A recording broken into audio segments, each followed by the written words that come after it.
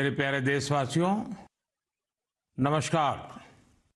2025 बस अब तो आ ही गया है, दरवाजे पर दस्तक दे ही रहा है। 2025 में 26 जनवरी को हमारे संविधान को लागू हुए 75 वर्ष होने जा रहे हैं। हम सभी के लिए बहुत गौरव की बात है। हमारे संविधान निर्माताओं ने हमें जो संविधान सौंपा है वो समय की हर कसौटी पर खरा उतरा है। संविधान हमारे लिए गाइडिंग लाइट है, हमारा मार्गदर्शक है। ये भारत का संविधान ही है जिसकी वजह से मैं आज यहाँ हूँ, आपसे बात कर पा रहा हूँ। इस साल 26 नवंबर को संविधान दिवस से एक साल तक चलने वाली कई एक्टिविटीज शुरू हुई हैं। देश के नागरिकों को संविधान की विरासत से जोड़ने के लिए constitution75.com नाम से एक खास वेबसाइट भी बनाई गई है। इसमें आप संविधान की प्रस्तावना पढ़कर अपना वीडियो अपलोड कर सकते हैं। अलग अलग भाषाओं में संविधान पढ़ सकते हैं। संविधान के बारे में प्रश्न भी पूछ सकते हैं। मन की बात के श्रोताओं से, स्कूल में पढ़ने वाले बच्चों से, कॉलेज में जाने वाले युवाओं से मेरा आग्रह है, इस वेबसाइट पर जरूर जाकर देखें, इसका हिस्सा बने। साथियों, अगले महीने 13 तारीख से प्रयागराज में महाकुंभ भी होने जा रहा है। इस समय वहां संगम तट पर जबरदस्त तैयारियां चल रही है। मुझे याद है, अभी कुछ दिन पहले जब मैं प्रयागराज गया था तो हेलीकॉप्टर से पूरा कुंभ क्षेत्र देखकर दिल प्रसन्न हो गया था। इतना विशाल, इतना सुंदर, इतनी भव्यता। साथियों, महाकुंभ की विशेषता केवल इसकी विशालता में ही नहीं है, कुंभ की विशेषता इसकी विविधता में भी है। इस आयोजन में करोड़ों लोग एक साथ एकत्रित होते हैं। लाखों संत, हजारों परंपराएं, सैकड़ों संप्रदाय, अनेकों अखाड़े, हर कोई इस आयोजन का हिस्सा बनता है। कहीं कोई भेदभाव नहीं दिखता है। कोई बड़ा नहीं होता है, कोई छोटा नहीं होता है। अनेकता में एकता का ऐसा दृश्य विश्व में कहीं और देखने को नहीं मिलेगा। इसलिए हमारा कुंभ एकता का महाकुंभ भी होता है। इस बार का महाकुंभ भी एकता के महाकुंभ के मंत्र को सशक्त करेगा। मैं आप सबसे कहूंगा, जब हम कुंभ में शामिल हो तो एकता के इस संकल्प को अपने साथ लेकर वापस आए। हम समाज में विभाजन और विद्वेष के भाव को नष्ट करने का संकल्प भी लें। अगर कम शब्दों में मुझे कहना है तो मैं कहूंगा, महाकुंभ का संदेश, एक हो पूरा देश। महाकुंभ का संदेश, एक हो पूरा देश। और अगर दूसरे तरीके से कहना है तो मैं कहूंगा, गंगा की अविरल धारा, न बटे समाज हमारा। गंगा की अविरल धारा, न बटे समाज हमारा। साथियों, इस बार प्रयागराज में देश और दुनिया के श्रद्धालु डिजिटल महाकुंभ के भी साक्षी बनेंगे। डिजिटल नेविगेशन की मदद से आपको अलग अलग घाट, मंदिर, साधुओं के अखाड़ों तक पहुंचने का रास्ता मिलेगा। यही नेविगेशन सिस्टम आपको पार्किंग तक पहुंचने में भी मदद करेगा। पहली बार कुंभ आयोजन में एआई चैटबॉट का प्रयोग होगा। एआई चैटबॉट के माध्यम से 11 भारतीय भाषाओं में कुंभ से जुड़ी हर तरह की जानकारी हासिल की जा सकेगी। इस चैटबॉट से कोई भी टेक्स्ट टाइप करके या बोलकर किसी भी तरह की मदद मांग सकता है। पूरा मेला क्षेत्र को एआई पावर्ड कैमरा से कवर किया जा रहा है। कुंभ में अगर कोई अपने परिचित से बिछड़ जाएगा तो इन कैमरों से उन्हें खोजने में भी मदद मिलेगी। श्रद्धालुओं को digital lost and found centre की सुविधा भी मिलेगी। श्रद्धालुओं को मोबाइल पर गवर्नमेंट अप्रूव्ड टूर पैकेजेस, ठहरने की जगह और होम स्टे के बारे में भी जानकारी दी जाएगी। आप भी महाकुंभ में जाएं तो इन सुविधाओं का लाभ अवश्य उठाएं। और हाँ, हैशटैग एकता का महाकुंभ के साथ अपनी सेल्फी जरूर अपलोड करिएगा। साथियों, मन की बात यानी MKB में अब बात KTB की। जो बड़े बुजुर्ग हैं उनमें से बहुत से लोगों को KTB के बारे में पता नहीं होगा, लेकिन जरा बच्चों से पूछिए। KTB उनके बीच बहुत ही सुपरहिट है। KTB यानी क्रश, त्रुश और बाल्टी बॉय। आपको शायद पता होगा, बच्चों की पसंदीदा एनिमेशन सीरीज और उसका नाम है KTB भारत है हम। और अब इसका दूसरा सीजन भी आ गया है। ये 3 एनिमेशन कैरेक्टर हमें भारतीय स्वतंत्रता संग्राम के उन नायक नायिकाओं के बारे में बताते हैं जिनकी ज्यादा चर्चा नहीं होती। हाल ही में इसका सीजन 2 बड़े ही खास अंदाज में international film festival of India Goa में लॉन्च हुआ। सबसे शानदार बात यह है कि ये सीरीज न सिर्फ भारत की कई भाषाओं में बल्कि विदेशी भाषाओं में भी प्रसारित होती है। इसे दूरदर्शन के साथ साथ अन्य OTT प्लेटफॉर्म पर भी देखा जा सकता है। साथियों, हमारी एनिमेशन फिल्मों की, रेगुलर फिल्मों की, टीवी सीरियल्स की पॉपुलैरिटी दिखाती है कि भारत की क्रिएटिव इंडस्ट्री में कितनी क्षमता है। यह इंडस्ट्री न सिर्फ देश की प्रगति में बड़ा योगदान दे रही है, बल्कि हमारी इकोनॉमी को भी नई ऊंचाइयों पर ले जा रही है। हमारी फिल्म एंड एंटरटेनमेंट इंडस्ट्री बहुत विशाल है। देश की कितनी ही भाषाओं में फिल्में बनती हैं, क्रिएटिव कंटेंट बनता है। मैं अपनी फिल्म और एंटरटेनमेंट इंडस्ट्री को इसलिए भी बधाई देता हूं क्योंकि उसने एक भारत श्रेष्ठ भारत के भाव को सशक्त किया है।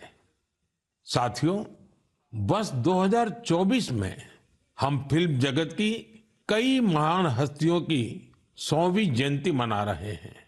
इन विभूतियों ने भारतीय सिनेमा को विश्व स्तर पर पहचान दिलाई। राज कपूर जी ने फिल्मों के माध्यम से दुनिया को भारत के सॉफ्ट पावर से परिचित कराया। रफी साहब की आवाज में वो जादू था जो हर दिल को छू लेता था। उनकी आवाज अद्भुत थी।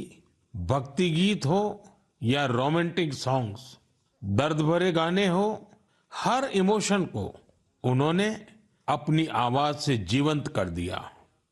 एक कलाकार के रूप में उनकी महानता का अंदाजा इसी से लगाया जा सकता है कि आज भी युवा पीढ़ी उनके गानों को उतनी ही शिद्दत से सुनती है। यही तो है टाइमलेस आर्ट की पहचान। अक्कीनेनी नागेश्वर राव गारू ने तेलुगु सिनेमा को नई ऊंचाइयों तक पहुंचाया है।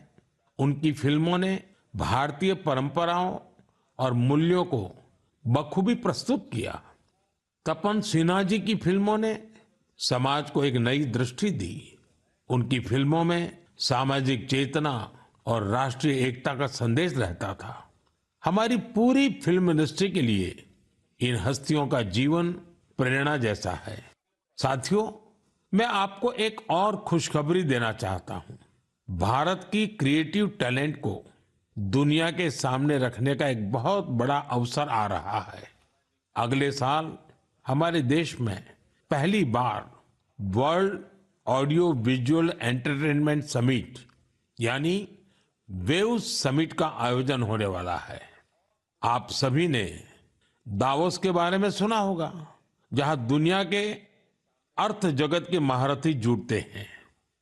उसी तरह वेव समिट में दुनिया भर के मीडिया और एंटरटेनमेंट इंडस्ट्री के दिग्गज क्रिएटिव वर्ल्ड के लोग भारत आएंगे। यह समिट भारत को ग्लोबल कंटेंट क्रिएशन का हब बनाने की दिशा में एक महत्वपूर्ण कदम है। मुझे यह बताते हुए गर्व हो रहा है, इस समिट की तैयारी में हमारे देश के यंग क्रिएटर्स भी पूरे जोश से जुड़ रहे हैं। जब हम $5 ट्रिलियन इकोनॉमी की ओर बढ़ रहे हैं, तब हमारी क्रिएटर इकोनॉमी एक नई एनर्जी ला रही है। मैं भारत की पूरी एंटरटेनमेंट और क्रिएटिव इंडस्ट्री से आग्रह करूंगा, चाहे आप यंग क्रिएटर हो या एस्टैब्लिश्ड आर्टिस्ट, बॉलीवुड से जुड़े हो या रीजनल सिनेमा से, टीवी इंडस्ट्री के प्रोफेशनल हो या एनिमेशन के एक्सपर्ट, गेमिंग से जुड़े हो या एंटरटेनमेंट टेक्नोलॉजी के इनोवेटर, आप सभी वेव समिट का हिस्सा बने। मेरे प्यारे देशवासियों, आप सभी जानते हैं कि भारतीय संस्कृति का प्रकाश आज कैसे दुनिया के कोने कोने में फैल रहा है। आज मैं आपको 3 महाद्वीपों से ऐसे प्रयासों के बारे में बताऊंगा जो हमारी सांस्कृतिक विरासत के वैश्विक विस्तार की गवाह है। ये सभी एक दूसरे से मीलों दूर हैं, लेकिन भारत को जानने और हमारी संस्कृति से सीखने की उनकी ललक एक जैसी है। साथियों, पेंटिंग्स का संसार जितना रंगों से भरा होता है, उतना ही खूबसूरत होता है। आप में से जो लोग टीवी के माध्यम से मन की बात से जुड़े हैं, वे अभी कुछ पेंटिंग्स टीवी पर देख भी सकते हैं। इन पेंटिंग्स में हमारे देवी देवता, नृत्य की कलाएं और महान विभूतियों को देखकर आपको बहुत अच्छा लगेगा। इनमें आपको भारत में पाए जाने वाले जीव जंतुओं से लेकर और भी बहुत कुछ देखने को मिलेगा। इनमें ताजमहल की एक शानदार पेंटिंग भी शामिल है, जिसे 13 साल की एक बच्ची ने बनाया है। आपको ये जानकर हैरानी होगी कि इस दिव्यांग बच्ची ने अपने मुंह से इस पेंटिंग को तैयार किया है। सबसे दिलचस्प बात यह है कि इन पेंटिंग्स को बनाने वाले भारत के नहीं, बल्कि इजिप्ट के स्टूडेंट्स हैं, वहां के विद्यार्थी हैं। कुछ ही हफ्ते पहले इजिप्ट के करीब 23,000 स्टूडेंट्स ने एक पेंटिंग प्रतियोगिता में हिस्सा लिया था। वहां उन्हें भारत की संस्कृति और दोनों देशों के ऐतिहासिक संबंधों को बताने वाली पेंटिंग तैयार करनी थी। मैं इस प्रतियोगिता में हिस्सा लेने वाले सभी युवाओं की सराहना करता हूं। उनकी क्रिएटिविटी की जितनी भी प्रशंसा की जाए वो कम है। साथियों, दक्षिण अमेरिका का एक देश है पराग्वे। वहां रहने वाले भारतीयों की संख्या 1,000 से ज्यादा नहीं होगी। पराग्वे में एक अद्भुत प्रयास हो रहा है। वहां भारतीय दूतावास में Erica Huber free Ayurveda consultation देती है। आयुर्वेद की सलाह लेने के लिए आज उनके पास स्थानीय लोग भी बड़ी संख्या में पहुंच रहे हैं। एरिका ह्यूबर ने भले ही इंजीनियरिंग की पढ़ाई की हो, लेकिन उनका मन तो आयुर्वेद में ही बसता है। उन्होंने आयुर्वेद से जुड़े कोर्सेज किए थे और समय के साथ वे इसमें पारंगत होती चली गई। साथियों, ये हमारे लिए बहुत गर्व की बात है कि दुनिया की सबसे प्राचीन भाषा तमिल है और हर हिंदुस्तानी को इसका गर्व है। दुनिया भर के देशों में इसे सीखने वालों की संख्या लगातार बढ़ रही है। पिछले महीने के आखिर में फिजी में भारत सरकार के सहयोग से तमिल टीचिंग प्रोग्राम शुरू हुआ। बीते 80 वर्षों में यह पहला अवसर है जब फिजी में तमिल के ट्रेन टीचर्स इस भाषा को सिखा रहे हैं। मुझे ये जानकर अच्छा लगा कि आज फिजी के स्टूडेंट्स तमिल भाषा और संस्कृति को सीखने में काफी दिलचस्पी ले रहे हैं। साथियों, ये बातें, ये घटनाएं सिर्फ सफलता की कहानियां नहीं है, ये हमारी सांस्कृतिक विरासत की भी गाथाएं हैं। ये उदाहरण हमें गर्व से भर देते हैं। आर्ट से आयुर्वेद तक और लैंग्वेज से लेकर म्यूजिक तक भारत में इतना कुछ है जो दुनिया में छा रहा है। साथियों, सर्दी के इस मौसम में देश भर से खेल और फिटनेस को लेकर कई एक्टिविटीज हो रही हैं। मुझे खुशी है कि लोग फिटनेस को अपनी दिनचर्या का हिस्सा बना रहे हैं। कश्मीर में स्कीइंग से लेकर गुजरात में पतंगबाजी तक हर तरफ खेल का उत्साह देखने को मिल रहा है। संडे ऑन साइकिल और साइकिलिंग ट्यूसडे जैसे अभियानों से साइकिलिंग को बढ़ावा मिल रहा है। साथियों, अब मैं आपको एक ऐसी अनोखी बात बताना चाहता हूं जो हमारे देश में आ रहे बदलाव और युवा साथियों के जोश और जज्बे का प्रतीक है। क्या आप जानते हैं कि हमारे बस्तर में एक अनूठा ओलंपिक शुरू हुआ है? जी हां, पहली बार हुए बस्तर ओलंपिक से बस्तर में एक नई क्रांति जन्म ले रही है। मेरे लिए ये बहुत ही खुशी की बात है कि बस्तर ओलंपिक का सपना साकार हुआ है। आपको भी ये जानकर अच्छा लगेगा कि यह उस क्षेत्र में हो रहा है जो कभी माओवादी हिंसा का गवाह रहा है। बस्तर ओलंपिक का शुभंकर है वन भैंसा और पहाड़ी मैना। इसमें बस्तर की समृद्ध संस्कृति की झलक दिखती है। इस बस्तर खेल महाकुंभ का मूल मंत्र है करसायता बस्तर, बरसायता बस्तर, यानी खेलेगा बस्तर, जीतेगा बस्तर। पहली ही बार में बस्तर ओलंपिक में 7 जिलों के 1,65,000 खिलाड़ियों ने भाग लिया है। यह सिर्फ एक आंकड़ा नहीं है, यह हमारे युवाओं के संकल्प की गौरव गाथा है। एथलेटिक्स, तीरंदाजी, badminton, football, hockey, weightlifting, karate, kabaddi, kho kho और वॉलीबॉल, हर खेल में हमारे युवाओं ने अपनी प्रतिभा का परचम लहराया है।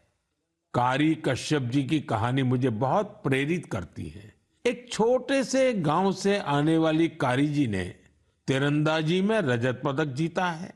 वे कहती है, बस्तर ओलंपिक ने हमें सिर्फ खेल का मैदान ही नहीं, जीवन में आगे बढ़ने का अवसर दिया है। सुकमा की पायल कवासी जी की बात भी कम प्रेरणादायक नहीं है। जेवलिन थ्रो में स्वर्ण पदक जीतने वाली पायल जी कहती हैं, अनुशासन और कड़ी मेहनत से कोई भी लक्ष्य असंभव नहीं है। सुकमा के दोरनापाल के पुनेम सन्ना जी की कहानी तो नए भारत की प्रेरक कथा है। एक समय नक्सली प्रभाव में आए पुनेम जी आज व्हील चेयर पर दौड़कर मेडल जीत रहे हैं। उनका साहस और हौसला हर किसी के लिए प्रेरणा है। कोंडा गांव के तीरंदाज रंजू सौरी जी को बस्तर यूथ आइकॉन चुना गया है। उनका मानना है बस्तर ओलंपिक दूर दराज के युवाओं को राष्ट्रीय मंच तक पहुंचाने का अवसर दे रहा है। साथियों, बस्तर ओलंपिक केवल एक खेल आयोजन नहीं है, यह एक ऐसा मंच है जहां विकास और खेल का संगम हो रहा है, जहां हमारे युवा अपनी प्रतिभा को निखार रहे हैं और एक नए भारत का निर्माण कर रहे हैं। मैं आप सभी से आग्रह करता हूं, अपने क्षेत्र में ऐसे खेल आयोजनों को प्रोत्साहित करें। हैशटैग खेलेगा भारत जीतेगा भारत के साथ अपने क्षेत्र की खेल प्रतिभाओं की कहानियां साझा करें। स्थानीय खेल प्रतिभाओं को आगे बढ़ने का अवसर दें। याद रखिए, खेल से न केवल शारीरिक विकास होता है, बल्कि ये स्पोर्ट्समैन स्पिरिट से समाज को जोड़ने का भी एक सशक्त माध्यम है। तो खूब खेलिए, खूब खेलिए। मेरे प्यारे देशवासियों, भारत की दो बड़ी उपलब्धियां आज विश्व का ध्यान आकर्षित कर रही हैं। इन्हें सुनकर आपको भी गर्व महसूस होगा। ये दोनों सफलताएं स्वास्थ्य के क्षेत्र में मिली हैं। पहली उपलब्धि मिली है मलेरिया से लड़ाई में। मलेरिया की बीमारी 4000 वर्षों से मानवता के लिए एक बड़ी चुनौती रही है। आजादी के समय भी यह हमारी सबसे बड़ी स्वास्थ्य चुनौतियों में से एक थी। 1 महीने से लेकर 5 साल तक के बच्चों की जान लेने वाली सभी संक्रामक बीमारियों में मलेरिया का तीसरा स्थान है। आज मैं संतोष से कह सकता हूं कि देशवासियों ने मिलकर इस चुनौती का दृढ़ता से मुकाबला किया है। विश्व स्वास्थ्य संगठन WHO की रिपोर्ट कहती है, भारत में 2015 से 2023 के बीच मलेरिया के मामलों और इससे होने वाली मौतों में 80% की कमी आई है।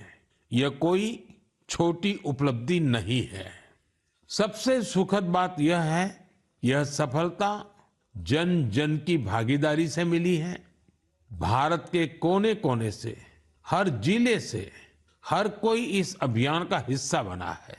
असम में जोरहाट के चाय बागानों में मलेरिया 4 साल पहले तक लोगों की चिंता की एक बड़ी वजह बना हुआ था, लेकिन जब इसके उन्मूलन के लिए चाय बागान में रहने वाले एकजुट हुए तो इसमें काफी हद तक सफलता मिलने लगी।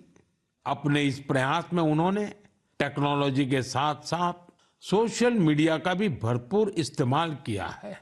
इसी तरह हरियाणा के कुरुक्षेत्र जिले ने मलेरिया पर नियंत्रण के लिए बड़ा अच्छा मॉडल पेश किया।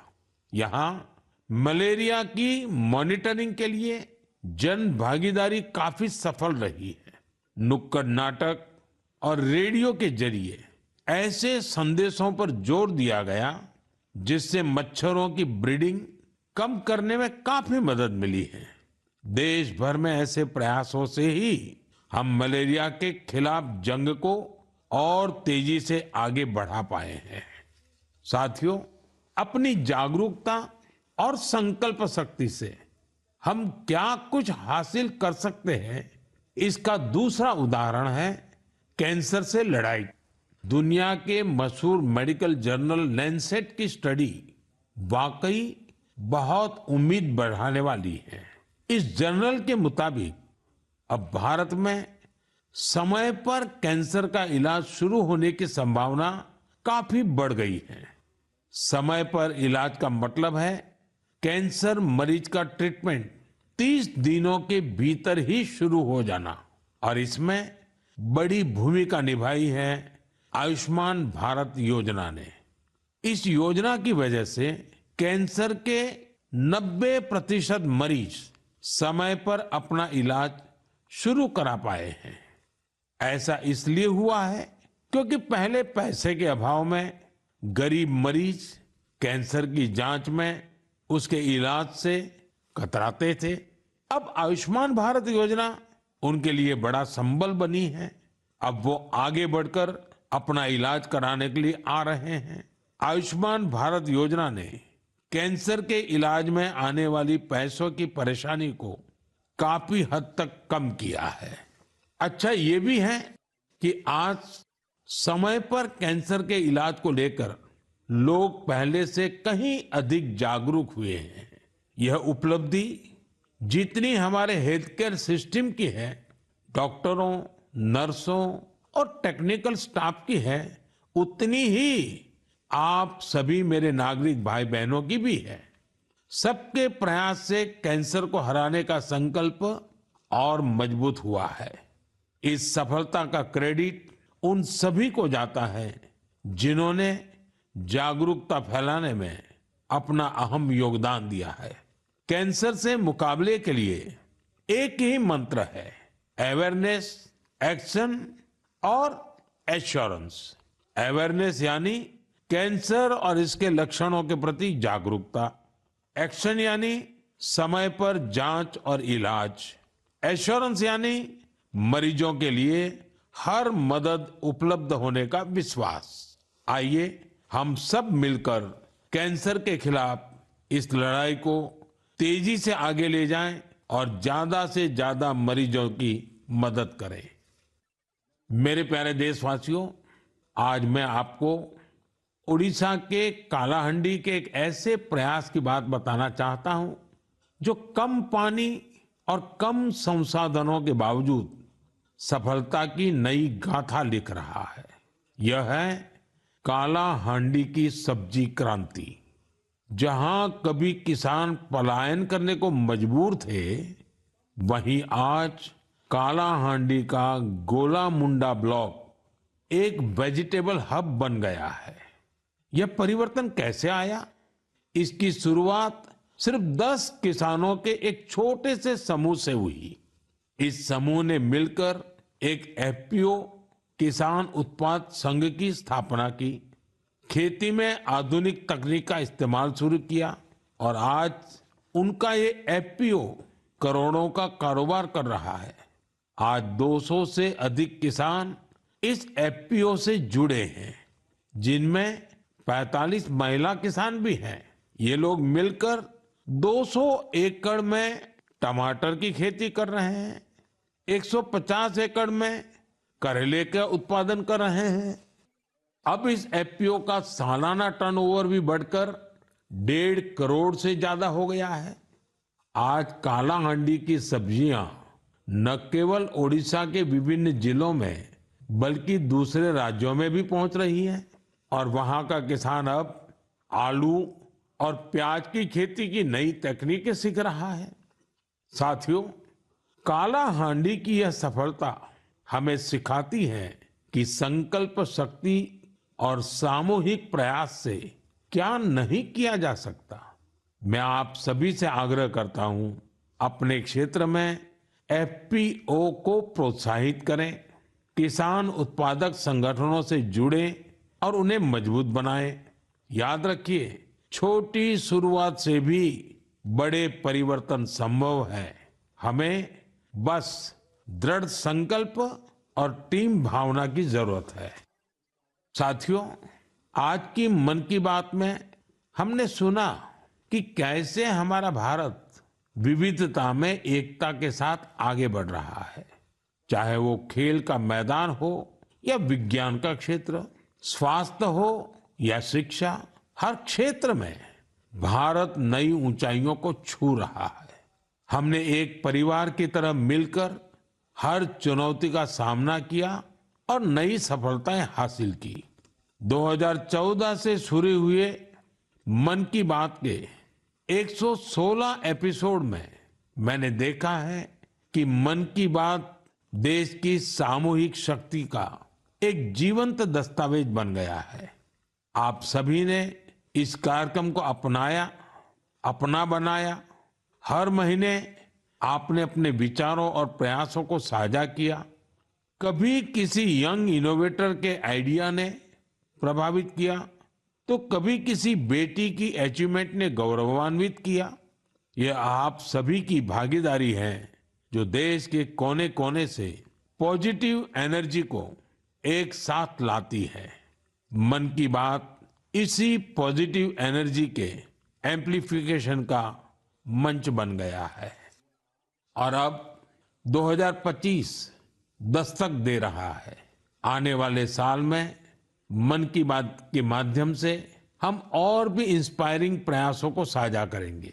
मुझे विश्वास है कि देशवासियों की पॉजिटिव सोच और इनोवेशन की भावना से भारत नई ऊंचाइयों को छुएगा। आप अपने आसपास के यूनिक प्रयासों को हैशटैग मन की बात के साथ शेयर करते रहिए। मैं जानता हूं कि अगले साल की हर मन की बात में हमारे पास एक दूसरे से साझा करने के लिए बहुत कुछ होगा। आप सभी को 2025 की ढेर सारी शुभकामनाएं। स्वस्थ रहें, खुश रहें। फिट इंडिया मूवमेंट में आप भी जुड़ जाइए। खुद को भी फिट रखिए, जीवन में प्रगति करते रहें।